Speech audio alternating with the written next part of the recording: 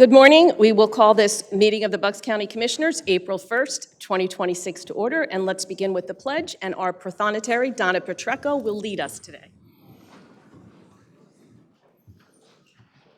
I pledge allegiance to the flag of the United States of America and to the republic for which it stands, one nation, under God, indivisible, with liberty and justice for all. Thank you, and as a proud Pennsbury alum, I would like to ask Commissioner Harvey to read our proclamation today. Thank you very much. So, to the Pennsbury High School varsity cheerleaders and coaches, we, the Bucks County Board of Commissioners, extend our congratulations on success this January in advanced varsity crowd leading small division at the National Cheerleaders Association High School Cheer Competition in Fort Worth, Texas. The NCAA High School Nationals event is one of the largest and most competitive stages at the national level of athletic performance, and since 1948 has hosted hundreds of teams from across the country. Drawing on extensive preparation and discipline, your team ranked first place against other top high school programs. You should be proud of all that you've accomplished, and we hope that you know that your community is proud of you and your achievements, both on and off the mat. Your commitment to your sport and to your neighbors serves as an inspiration to all Bucks Countyans. We join the entirety of the Bucks County community in saluting you as you celebrate your national championship. We wish you continued success and the satisfaction of a job well done. Thank you. And once again, our prothonotary, Donna Petrecco, would like to introduce the cheerleaders and their coaches, Nicole Lawrence and Amy Austin. Good morning, commissioners and members of our community. I'm your prothonotary, Donna Petrecco, and also a former Pennsbury School Board director and a lifelong cheerleader myself. I'm very excited to be here today to celebrate an extraordinary group of young athletes.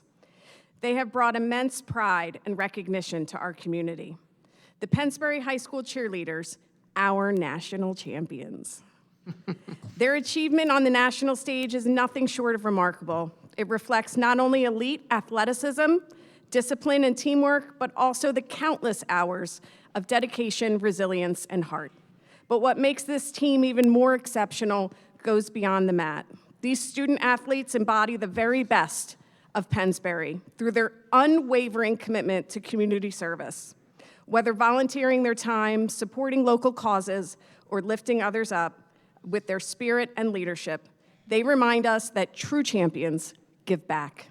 Please join me in welcoming and congratulating our national champion cheerleaders, the Pennsbury Falcons.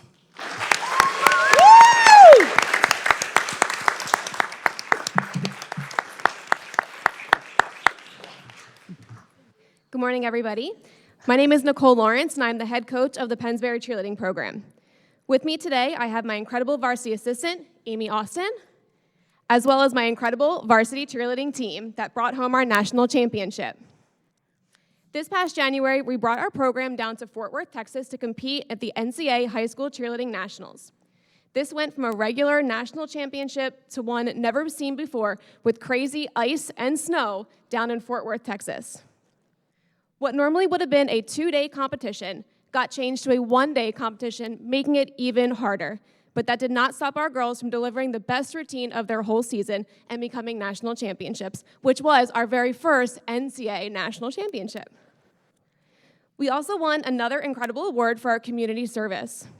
This past season, our teams donated lots of their time to events like the Yes You Can 5K, Relay for Life, ALZ Walk, donating food to food pantries, raising monies for a Pennsbury student in need and turning the whole stadium green, donating clothes, and making a family's Christmas wishes come true with ornaments and gifts.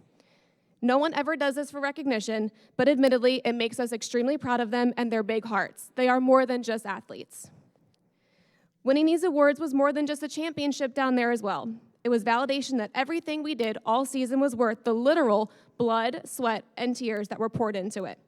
We're so proud of this team and all they accomplished this season. We're honored to be here and celebrate once again. Thank you so much for having us.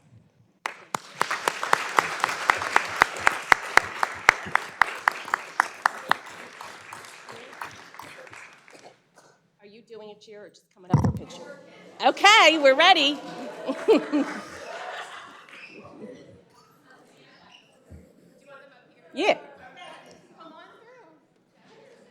Jackets, absolutely jackets, yes.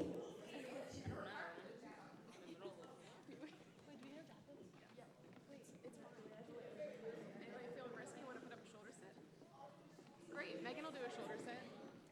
Okay, don't hit the podium. Go ahead. Do someone who's used to it.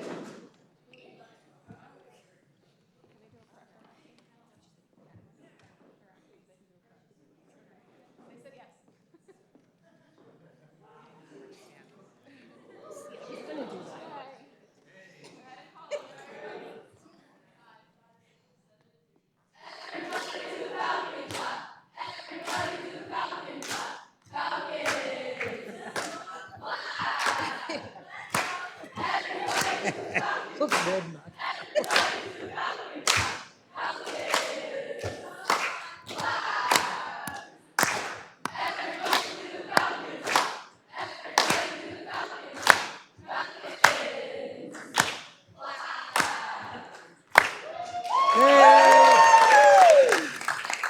Pretty good. Can you guys all come up here for a picture? Everybody come on up.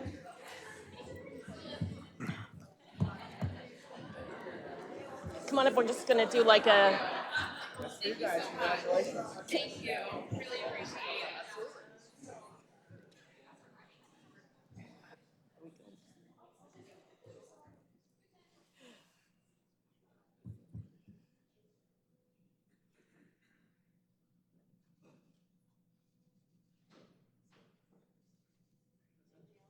Awesome. Thank you, ladies.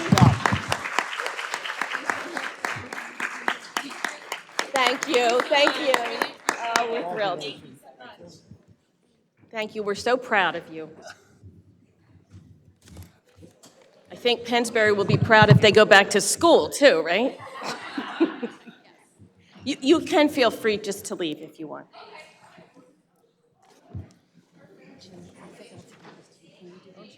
One, five.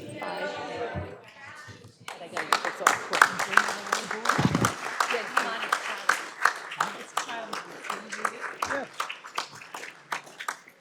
Okay. Phew, quick change. Our next proclamation is for Child Abuse Prevention Month, which is why we all are trying to wear blue today. And Commissioner DiGirolamo will read that proclamation. Okay, thank you. Whereas the children of Bucks County deserve lives absent of violence, abuse, and neglect, and should reside in homes that provide for their physical, social, and emotional growth and development.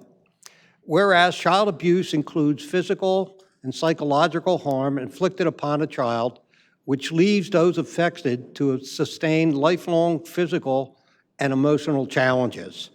Protecting children against abuse and neglect requires layers of involvement and inquiry by concerned adults in the lives of children, a cooperative effort that is imperative to ending the cycle of abuse. The response to child abuse in Bucks County is driven by a team of dedicated professionals from agencies who seek to protect children and restore families and communities where abuse has occurred. Organizations such as the Network of Victim Assistance, NOVA, the Bucks County Children and Youth Social Services Agency, and local law enforcement provide a cohesive and a coordinated response. Whereas Child Abuse Prevention Month highlights the vital importance of all families and communities working together to prevent child abuse and neglect while promoting the social and emotional well-being of children and families. Now, therefore, do we, the Board of the Bucks County Commissioners, Chair Diane Ellis Marseglia, Vice Chair Robert Horry, and myself, Gene DiGirolamo, hereby proclaim April 2026 as Child Abuse Prevention Month throughout the County of Bucks. In so doing, we commend the work done year-round by the Network of Victim Assistance and the Bucks County Children and Youth. We encourage all citizens in Bucks County to participate in child abuse awareness education. Congratulations to the groups, and good to see everybody that are here to support this resolution and proclamation. Thank you. And this morning we have with us Jenny Bishop Kemp from the Bucks County Children's Advocacy Center, Val Edgley and Kelly Teal from Bucks County Children and Youth, and Joe Kahn, our district attorney. So I don't know who wants to speak first, but someone jump up.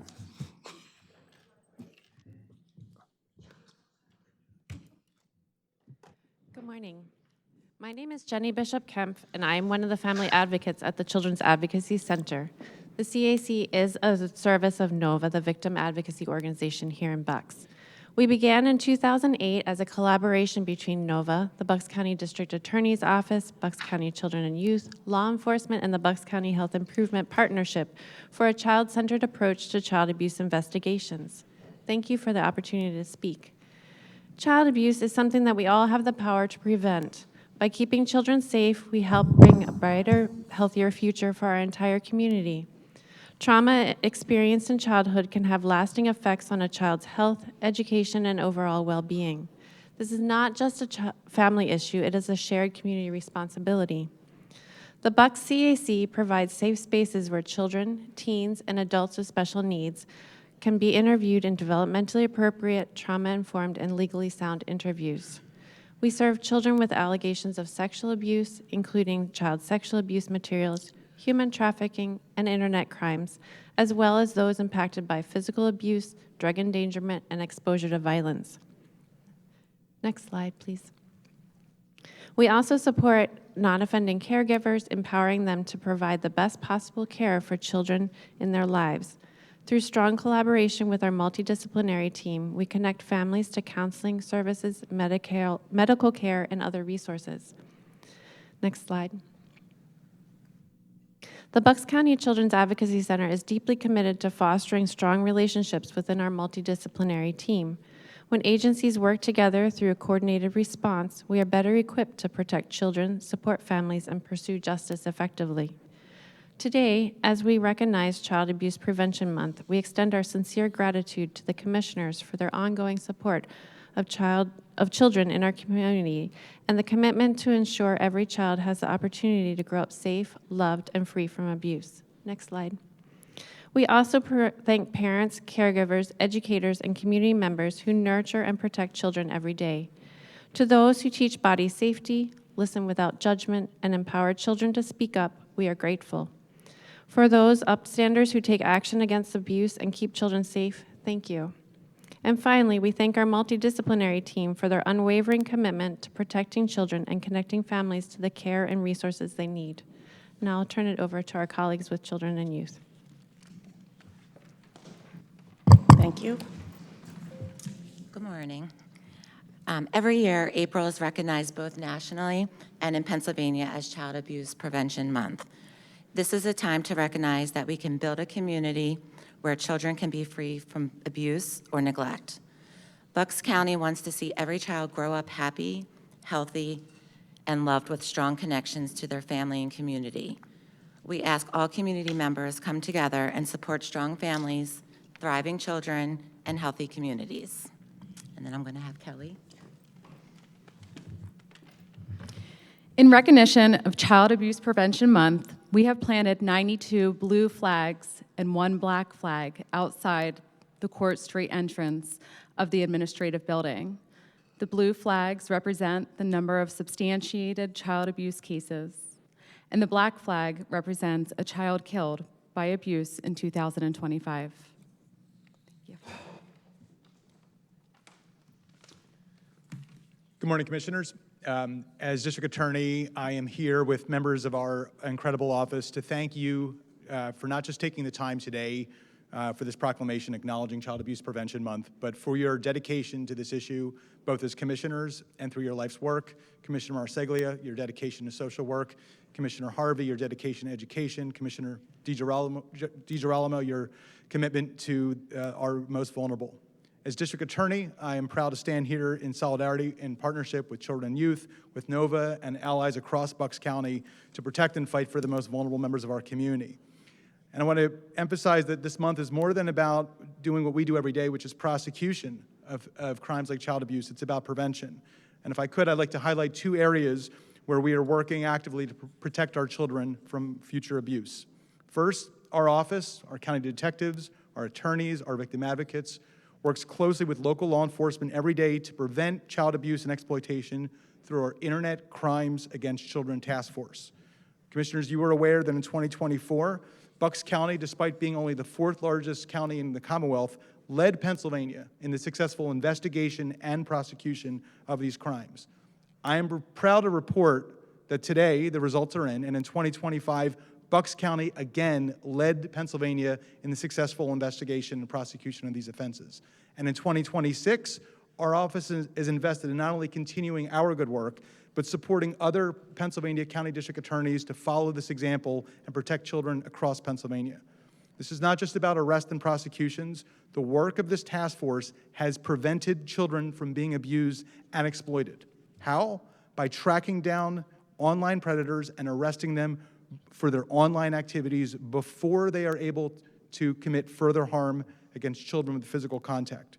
As a district attorney and as a parent, I thank everyone, especially our law enforcement partners and our county detectives, for their vigilance and hard work, and I thank you, commissioners, for making the investments necessary to support the success.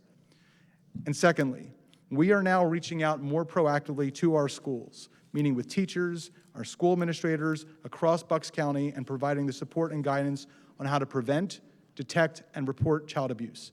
We have repurposed our existing resources towards ensuring that in each of our school districts across Bucks County, we are sending our parents to safe learning environments. When child abuse is reported, we work tirelessly with partners like NOVA to hold the offenders accountable and prevent them from harming anyone else. When reports of abuse and neglect are received, we work with the investigators and the dedicated professionals at the CAC to conduct forensic interviews with the affected children.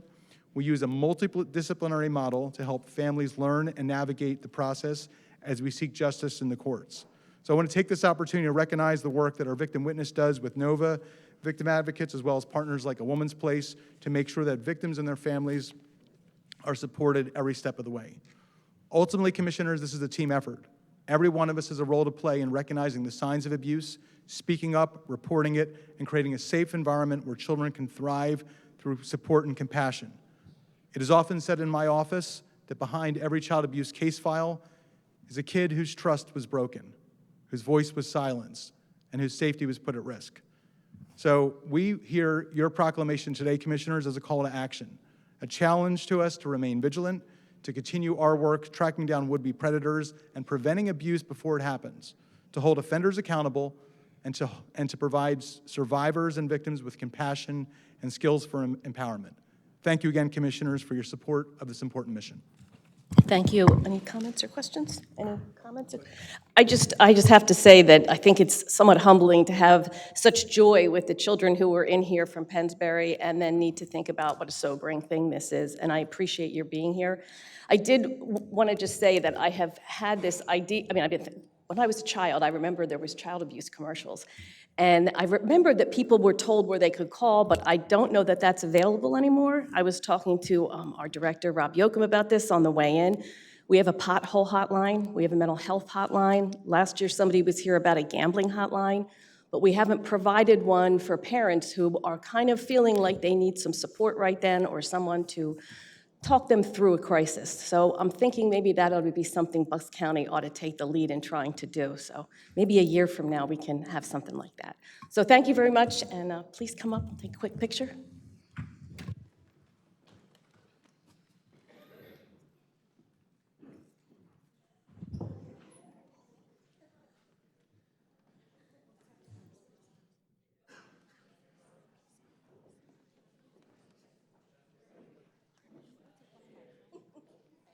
You're welcome. Thank you.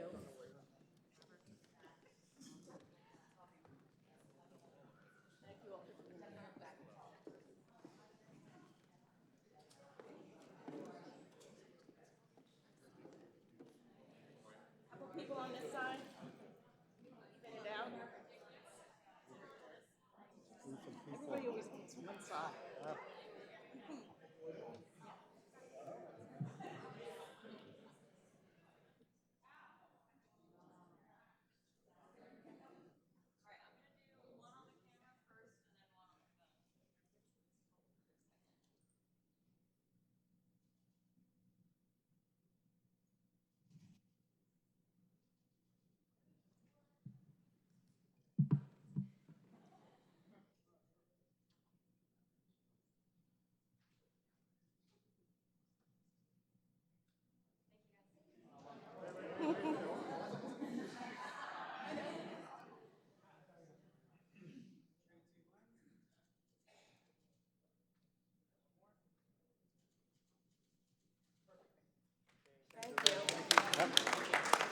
Thank you.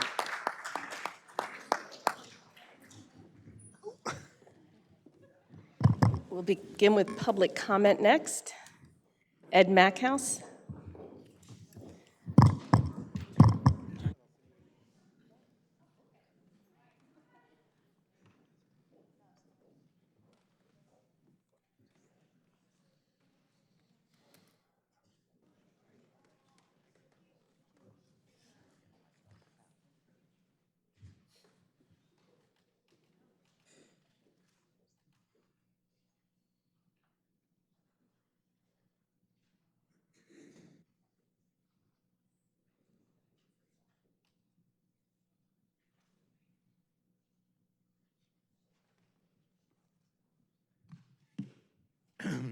Ed Mackhouse from Buckingham, a former teacher, taught in the 70s in New York, mostly.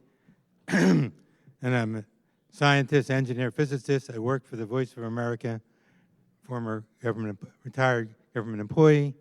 I commend all that you are doing to try and stop child abuse and all the work people are doing to try and stop child abuse and online abuse.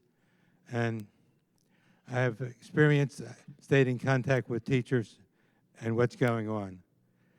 There's tremendous problems, and most abuse, you have to have a relationship between the teachers, the parents, community, and the children. You can't put the children in charge. That is not what works. The children don't know what is right, and they have to be restrained, properly restrained. They have to know how to do it. And there has to be, restraint is better than having injuries. Like I went to a school board meeting in Central Bucks. Doreen Dry is the head of the staff supports, which they're fighting for higher wages. They reported that in the typical school, they have 100 staff injured now. And staff, teachers, staff injured. This is horrible. And 1/3 of the expenses goes to autistic students. Ignorance and stupidity. Everyone wants to do good. There's pharmacies is not the solution. The teacher needs to do what is necessary. Staff how to restrain the children. The answer isn't always drugs. The children have to learn that the parents have to understand that just doing nice for the children isn't enough. You can't let them get away with things. You have to keep the bigger children from hurting the smaller students. You have to do what is necessary. It's not because you didn't positive behavior reinforcement. It's the child isn't acting up and beating up a teacher, breaking their arms. Like one teacher got permanent injuries, I know in Philadelphia, with her neck being injured by a student. These children, the child murdered someone, and the principal told me he wasn't convicted. He didn't know. He was as big as me and about the same weight, but I managed to control the classroom. You have to support the teachers and the staff, and that prevents child abuse. Thank you. Jill Waldbeiser.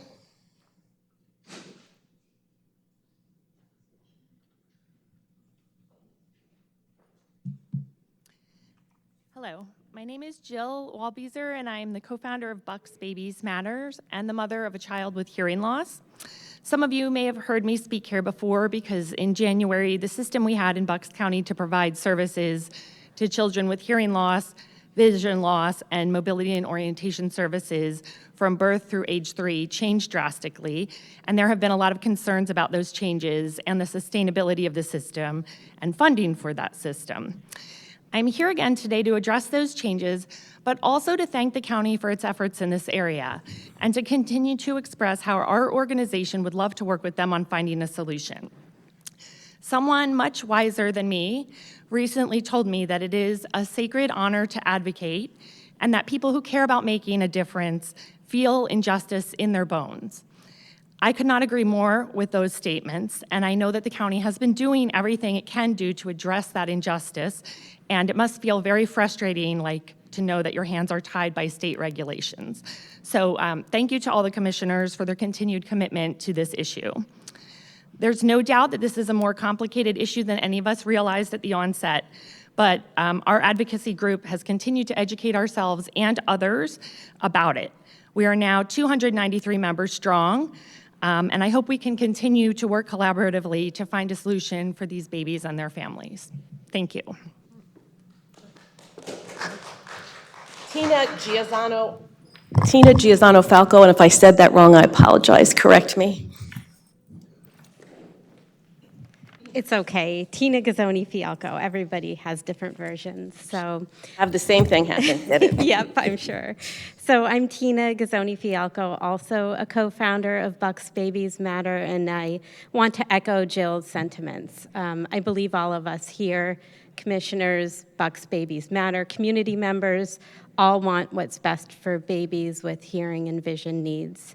I am an occupational therapist, and I've worked alongside hearing, vision, and orientation and mobility specialists for years. And even working in the field, I've learned so much in the past few months. I want to share what I've learned. I'll highlight a couple of points, and then Joy, Sarah, and Sue, who are hearing, vision, and orientation and mobility specialists, will go deeper.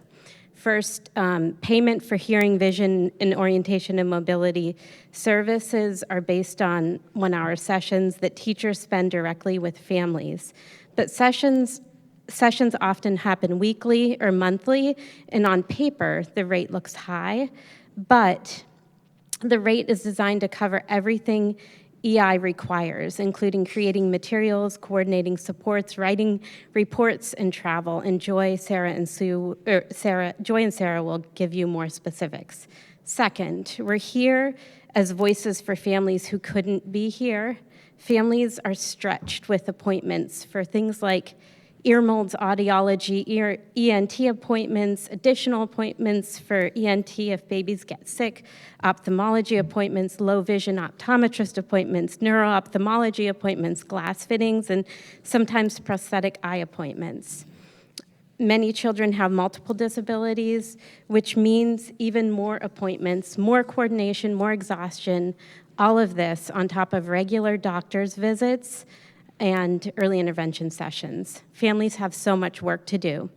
They don't always have the time or the capacity to explain how the current model makes their lives hard and is not sustainable. Sue will be giving some details about that. That's why we formed Bucks Babies Matter. That's why we're all here today to support a message that families can't support alone. So as you hear from the rest of our group, please keep in mind 2 things. First, the payment for the structure of EI doesn't reflect the full scope of what's required. And second, that behind each speaker from Bucks Babies Matters, there's families who are stretched, navigating appointments and emotions related to their children's needs. They're counting on us to speak for them. And I also am grateful for your willingness to take what we share today to move forward for a solution for early intervention, infant, toddler, hearing, vision, and orientation and mobility. Thank you. Sarah Dominic.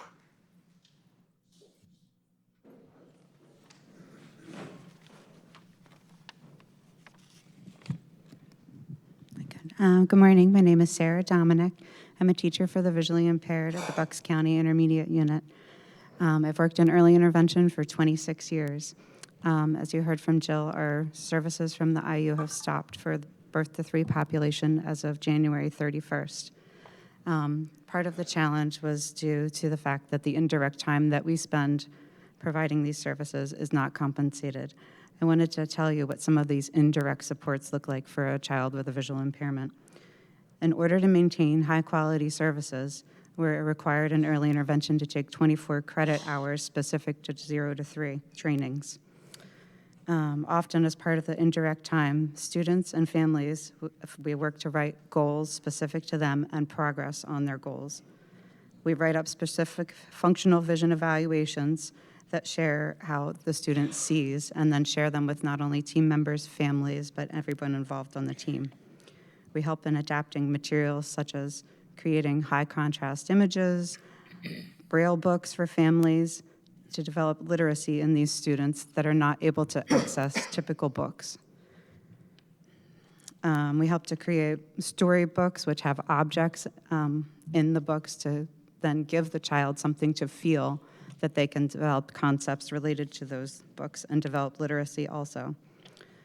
One such example is if you give a mouse a cookie, would have objects such as like napkins or cookies or the cup that goes along with the story, so those students can then develop the concepts.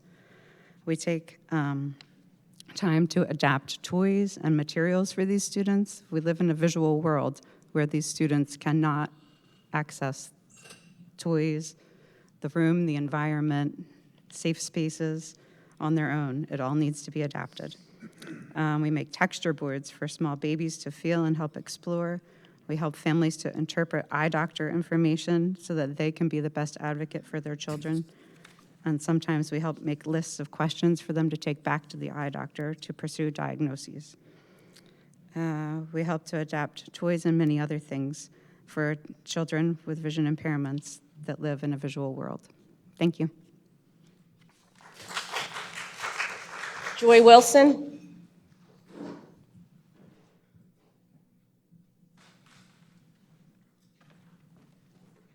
I brought some visuals so you can see what I make when I'm working with my students.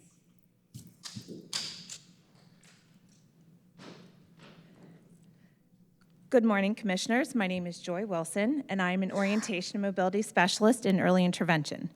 You keep hearing that term, orientation mobility. I'm sure many of you have not heard it outside of this room. Basically, I work with children that are blind and visually impaired. I teach them how to access their environment, how to get from one point to another in a safe and independent way. But it's a lot more than that.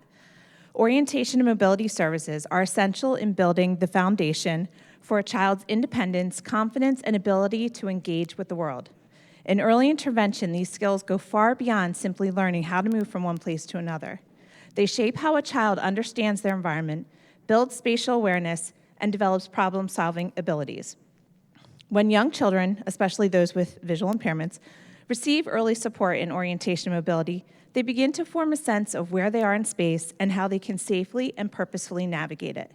This early exposure helps reduce fear and uncertainty, replacing it with curiosity and confidence. Moreover, strong orientation and mobility skills support other areas of development. They encourage social interaction as children move towards people and activities. They encourage cognitive growth as children explore, make choices, and learn cause and effect. And importantly, they lay the groundwork for lifelong independence. Early intervention is a critical window of opportunity. By prioritizing orientation and mobility during this stage, we empower children not just to move, but to explore, to learn, and to fully participate in the world around them. Indirect time for orientation and mobility specialists refers to all the essential work we do outside of direct instruction with the child. While it may be less visible, it is just as critical and to effective early intervention and student success.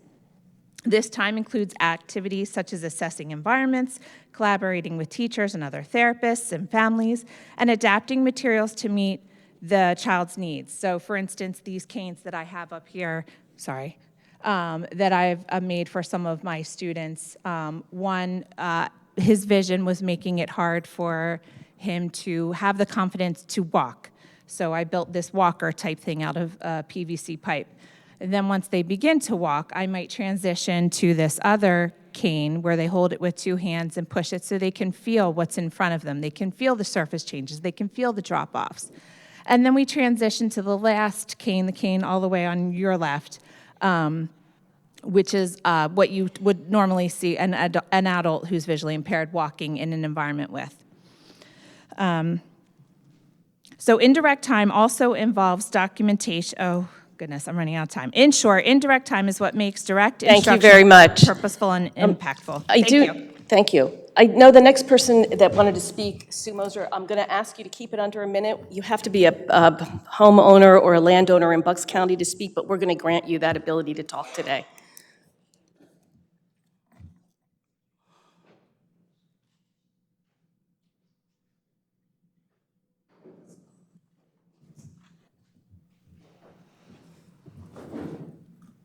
Good morning. My name is Sue Moser. I'm a teacher of the deaf, a TOD. I want to describe the current situation of one of my families to explain why families are not always able to stand here themselves to advocate for EI funding. Jasmine is approaching her first birthday. She is fed by G-Tube. The family is making a team effort to care for her and they have scheduled days to care for her so that Julie can work 4 days and her mom can work 3 days a week. They have to juggle the scheduling demands, the ordering and organizing of supplies, preparing and monitoring her feeds and her nutrition, communicating it all to each other and the medical team, attending various doctor's appointments, and being present for their early intervention services at home, PT, OT, social work, hearing, and possibly soon vision. She recently started attending a medical daycare 2 days a week and became so sick that she had to spend the last 4 days in the hospital. So that's why they're not able to stand here themselves and advocate. Thank you. I appreciate that. Andy Warren. Andy? Mm-hmm.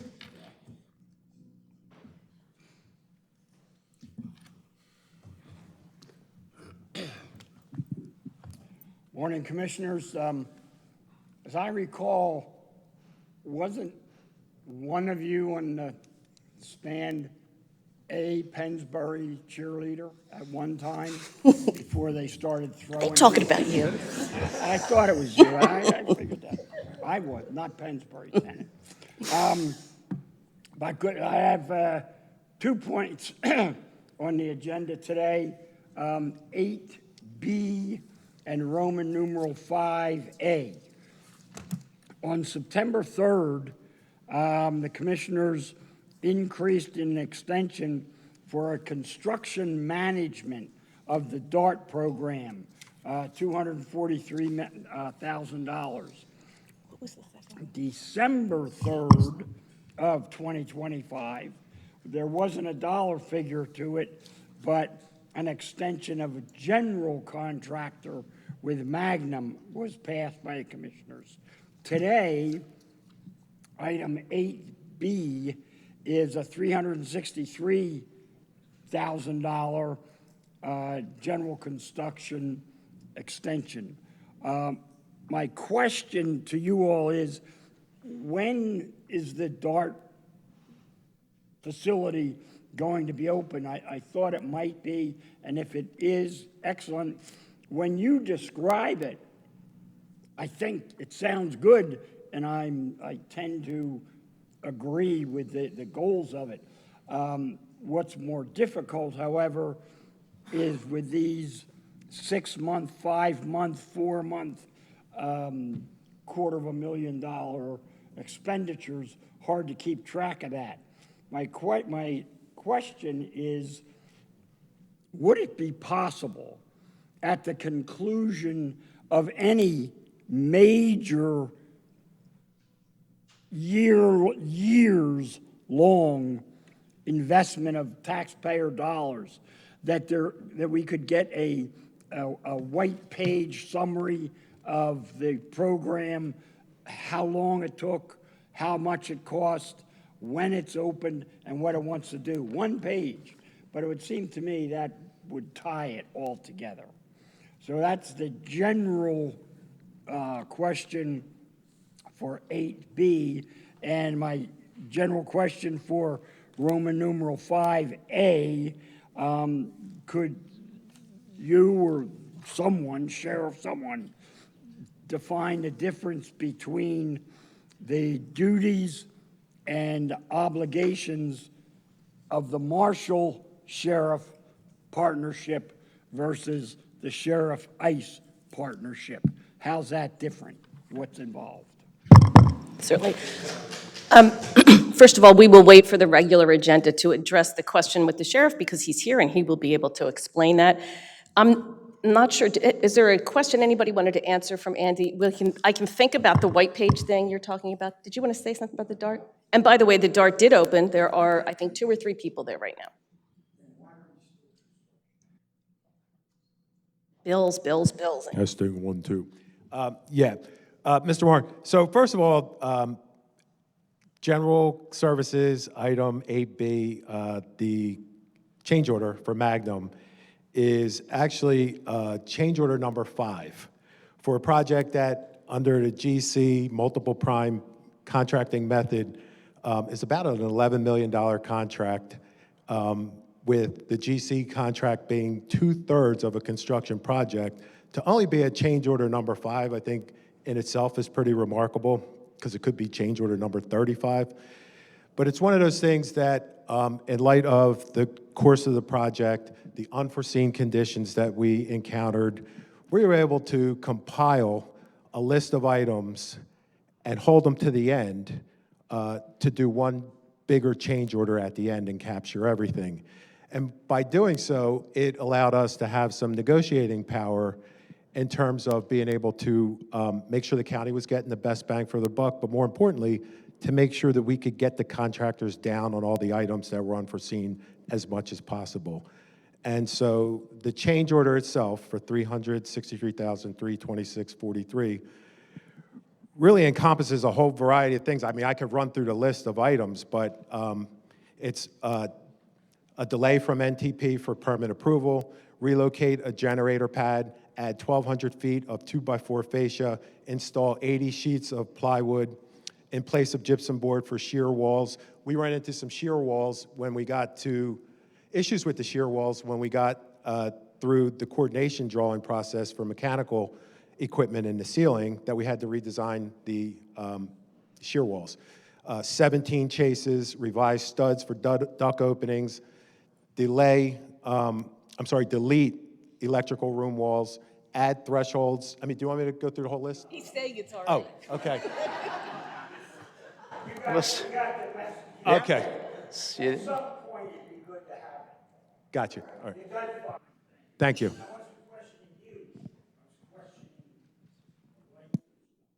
Thank you, and I would add thank you, and I would also add that this is reinvestment money, so you'll notice it says county cost 0% on there. So I guess we can have it. The only other issue I would say is, and I did try to text Dr. Hoffman at the IU to talk to his staff members so he can explain, or invite you to a Bucks IU board meeting so that they can explain why the IU was unable to afford to continue the program anymore. And we've said several times we have nothing to do with the funding. That's a state thing, so you should definitely go advocate with the state. But I do want to let you know that anything that the state funds, whether it's mental health counselors who go on the road, whether it's occupational therapists, physical therapists, the work you do, no one gets paid for travel, no one gets paid for the paperwork, no one gets paid for the prep work or the resources. This is just the way it is in the state of Pennsylvania. So it's a big lift to change, and I welcome you, but there is absolutely nothing that we can do about it. So I thank you for that. Moving on to the agenda, is there a motion to approve the minutes from the March 18th, 2026 meeting, as well as items 1 through 14? So moved. Is there a second? Second. All in favor? Aye. Aye. Opposed? Moving to the regular agenda, our sheriff is here to discuss the United States Marshal Service contract.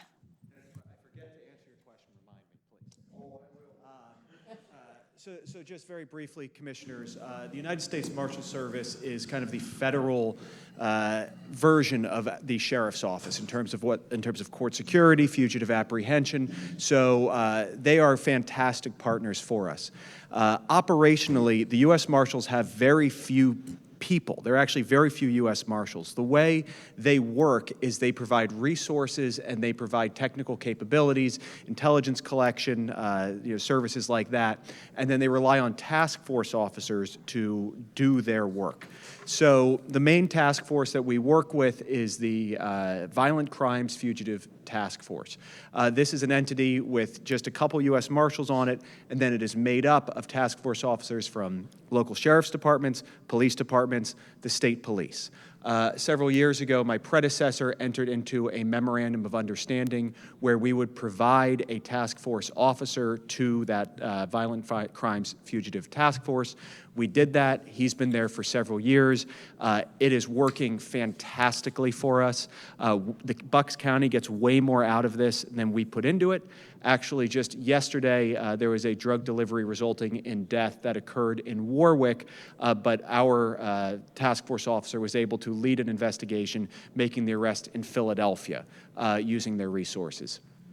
Since I've come into office, I've expanded our partnership slightly because the marshals needed a canine. We had excess canine capacity, so they use our one canine, Emma, from time to time when necessary.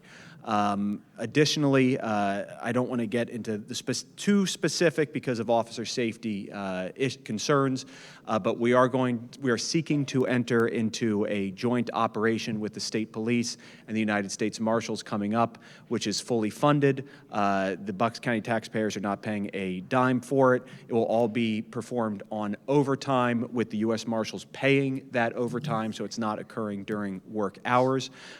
We will announce the results of that operation upon its completion, but would prefer not to give specifics, though we have passed them along to the solicitor.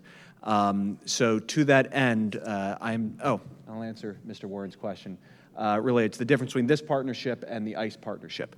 So our partnership with the U.S. Marshals is really around fugitive apprehension. This is what we do. This is what we have guys out doing right now. This is what deputies are trained to do, but it's just being done in partnership with federal authorities. The ICE agreement, the 287G Task Force Model Agreement, is essentially deputizing sheriff's deputies to perform immigration enforcement, which we are not trained to do. It's not part of our daily responsibilities. So my objective here is to stick within our core duties and responsibilities as sheriff's deputies. So to that end, I respectfully request that the commissioners bless my ability to enter into these partnerships. Are there any questions from the commissioners? Sorry, wait a minute, our solicitor. Yeah, I just wanted to state, this is different as well, right? So the Pennsylvania Constitution allows for these types of agreements to occur. There's also the Intergovernmental Cooperation Act found in Pennsylvania statute. That also specifies that these types of agreements, partnerships between local government and the federal government, are permissible. But in order for those to happen, those agreements have to be vetted by the local government commission in Harrisburg. And in the 287G case, our former sheriff did not do that. And that was our big objection to that agreement. He didn't go through the proper vetting that's required by the Constitution of Pennsylvania and also the state statute. Here, Sheriff Seisler has done that. He submitted this MOU to the law department. We submitted it up to LGC, and we got their advisory opinion on this agreement. And we're comfortable, after seeing their advisory opinion, of the commissioners approving this and allowing and working with Sheriff Seisler to execute this MOU. There's a reason I'm not the solicitor. That's a much better answer. Any questions or comments from? No, I appreciate you coming here explaining it. I obviously, again, appreciate the fact that you're focused on doing the job that your deputies are trained to do and your office is trained to do. And certainly we know what this focus is. I know you want to sort of make that a little less public, which is fine. It makes sense to protect your officers and our deputies. But appreciate you coming here and and working with us on this. Thank you. Mm-hmm. Thank you.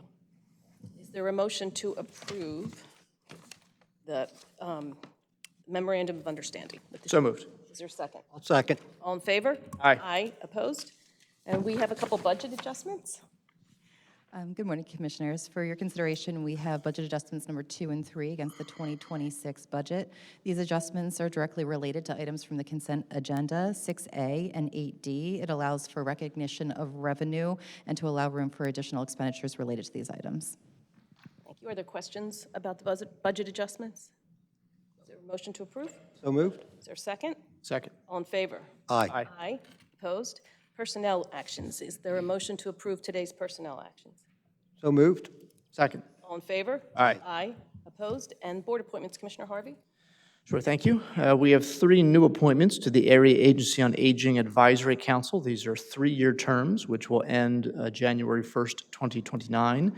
The 3 new appointees being Ashley Conaway, Teresa Jardine, and Paul Kruder. We have 1 reappointment to the Penn State Cooperative Extension, a 1-year term, Mr. Carl Vivaldi. His term will end 4/7/2027. And 1 3-year reappointment to the Workforce Development Board, term ending February 1st, 2029, Mr. Stephen Mond. I'll make a motion for those 5 appointments. Is there a second? Second. All in favor? Aye. Opposed? And other civics, we have 5 today. Autism Cares, $1,500. The Bucks County Opportunity Council, $3,000. Family Service Association of Bucks County, $1,500. Habitat for Humanity, $2,100. And the Neshaminy Pass Program, $2,500. Is there a motion to approve those civics? So moved. Is there a second? Second. All in favor? Aye. Opposed? And our our COO's report, sorry, I'll get that. Thank you, Commissioner. I'm going to, if I may, invite Diane Rosati up to the podium to talk about the upcoming Medication Take Back Day throughout Bucks County. Good morning, everyone. Thank you to Ms. McGevitt for this time to talk about the April 25th Medication Take Back. It's really an honor to be here today in the presence of folks that are really supporting and lifting up our youth. We've seen so much promise in this room this morning and challenges, but mostly a system of folks, including Human Services, led by Rachel Neff, and certainly the commissioners, that supports our youth and understands what we have to do to help our youth. So the Medication Take Back is upcoming. It is Saturday, April 25th from 10 a.m. to 2 p.m. in 48 locations throughout Pennsylvania. We will be collecting unused, unwanted, expired medications. Several sites will also be distributing Narcan, the life-saving rescue medication, and we will also be providing Sharps collection. So I wanted to share with you the basic data on what we've collected in Bucks County since we started this project as a collaborative of law enforcement, of community agencies, but mostly of regular residents who understand that they should rid their homes of medications. We started the project in 2016, and since then we have collected, imagine the weight of a pill, we have collected 252,781.28 pounds of medications in Bucks County, which is just incredible. The project that we began just a few years ago, as you know, is to collect Sharps because we heard from the community that residents didn't know what to do with their unused syringes or Sharps. So we have collected since then, and imagine the weight of a Sharp, 7,121.89 pounds of Sharps. Just incredible. And the community's doing what we asked them to do, which is to not just wait every 6 months to drop off the medications, they're doing it every day. We have spots throughout the county, including in this building and at the Justice Center, in hospitals, in police departments, in municipal buildings where residents can drop off their medications. We don't want folks to just keep them in their homes. So our tagline that we really mean at the Drug and Alcohol Commission is we're here to help, and so we'll be providing information in the coming weeks on the take back. Thank you to the commissioners, to the sheriff, and soon to be to the district attorney for providing videos for us on the take back. We will proudly post those, and we'll ask everyone to do that, to pass those on, because we know that folks listen to what you have to say. Our less formal tagline, internal at our office, is Bucks is best. And we really do believe that, and it's because of all of you and our residents. So just a point to thank the commissioners for your ongoing support of the medication take back. So thank you. Thank you. Thank you.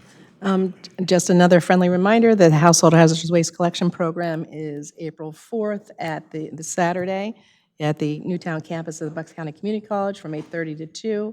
And also at the direction of the county commissioners, we've tasked the Planning Commission with looking into an electronics collection event, and hopefully we'll have some information on that soon. And to the county employees, we are hosting a sustainability program on April 21st, and there'll be more information coming out about that to the employees. And that concludes my report. And the solicitor's report. Thank you. We had the standing executive session yesterday to discuss litigation and for the commissioners to receive confidential legal advice. That concludes my report. Thank you. Commissioners, comments? Commissioner DiGirolamo? No comments today. Commissioner Harvey?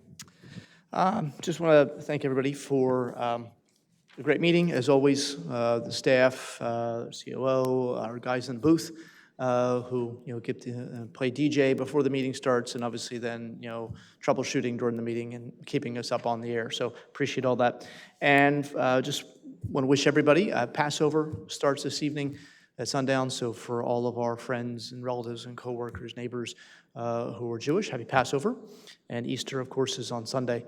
So for everyone who celebrates Easter, I hope everybody has a great Easter. Thank you. Thank you. And I just would say one thing. We are having CLE, is that right for lawyers? Am I saying it right? Yeah, CLE. Thank you. In April, and this has to do with hoarding situations in townships and what kind of laws that are out there that allow us to be able to assist people. So I just want to encourage anybody who would like to attend, township solicitors, township managers, police chiefs, fire chiefs, building inspectors, township supervisors, please sign up. It is virtual, and there's going to be a lot to learn. You can call my office, 215-348-6425, and we look forward to seeing you then. Is there a motion to adjourn? So moved. Second. All in favor? Aye.